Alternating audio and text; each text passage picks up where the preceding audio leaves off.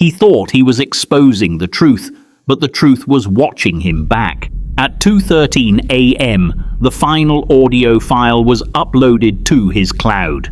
It was only 47 seconds long. Heavy breathing, footsteps, a door creaking open, and then his voice, low, shaken, almost unrecognizable, whispering, "They were never missing, they were taken." The recording ends with a sharp metallic sound and silence. By sunrise, he was gone. No signs of struggle, no forced entry, no body, just a laptop left open and one unfinished story that no one else dared to touch.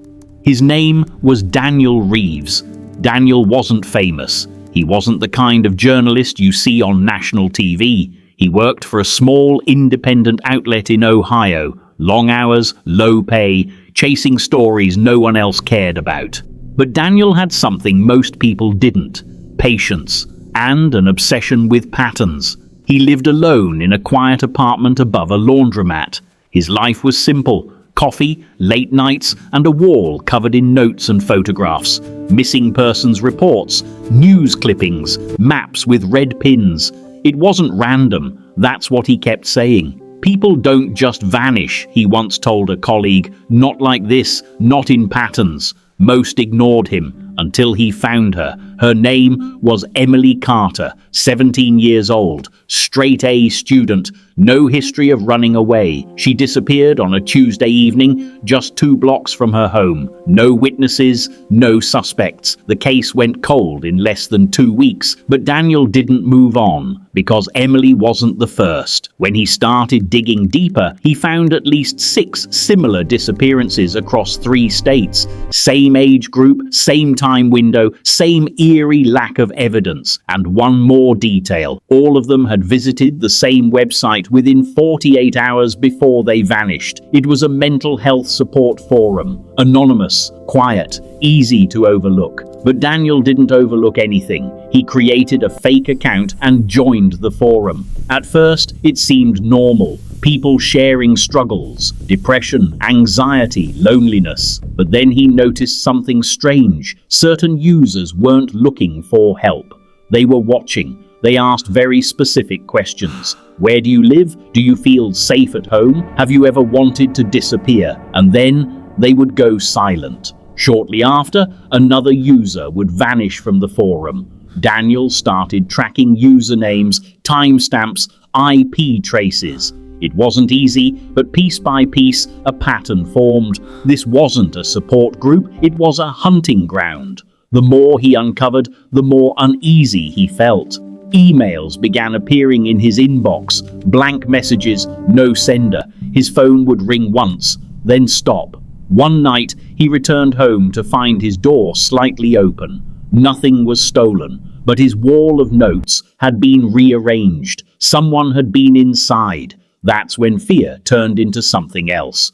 Proof. He backed up everything. Notes, recordings, screenshots. He sent copies to a trusted friend with one instruction: if anything happens to me, publish it. But Daniel didn't stop. He went deeper. Using a traced IP address, he found a physical location, a small office building on the outskirts of town. It was registered under a vague corporate name. No real business activity, no employees listed. He waited 2 nights before going inside. What he found changed everything.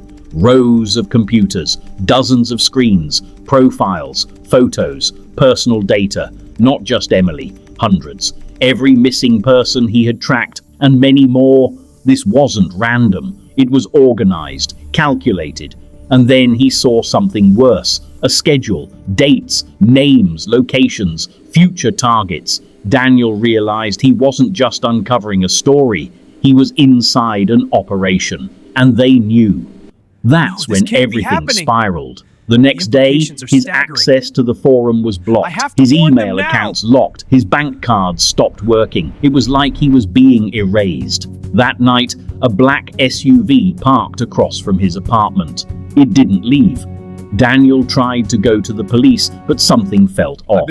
Questions were avoided. Reports were delayed. One officer even suggested he stop chasing conspiracy theories. That's when it hit him. This wasn't just criminals, this was protected. Whoever was behind this had reach, money, influence, and connections deep enough to stay invisible. Daniel became paranoid. He stopped sleeping, stopped using his phone, covered his windows. Every sound felt like a warning, but he kept recording every thought, every discovery, because he knew time was running out. Then came the message. Not an email, not a call, a letter, slipped Officer, under I need his door, details on the no warehouse return incident. address. I can't disclose that. Inside, It's an active a single investigation. sentence. The You're public has closer a than right the to others. know. That's When it's why you resolved, won't you'll get a leave. statement. That was the moment Daniel realized he wasn't investigating anymore. He was the next target. He tried to run, packed a bag, grabbed his laptop, left through the back alley.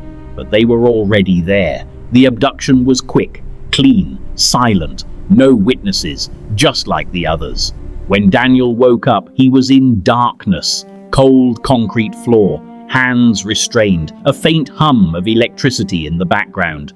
Days passed, or maybe hours. He couldn't tell. They didn't beat him. They didn't scream. They just watched, interrogated him with calm voices, asked what he knew, who he told, where the backups were, psychological pressure, isolation, sleep deprivation. They wanted him to break. But Daniel did something unexpected. He lied. He told them the files were already released, that people knew, that it was too late.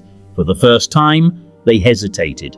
That hesitation gave him something he hadn't had in days.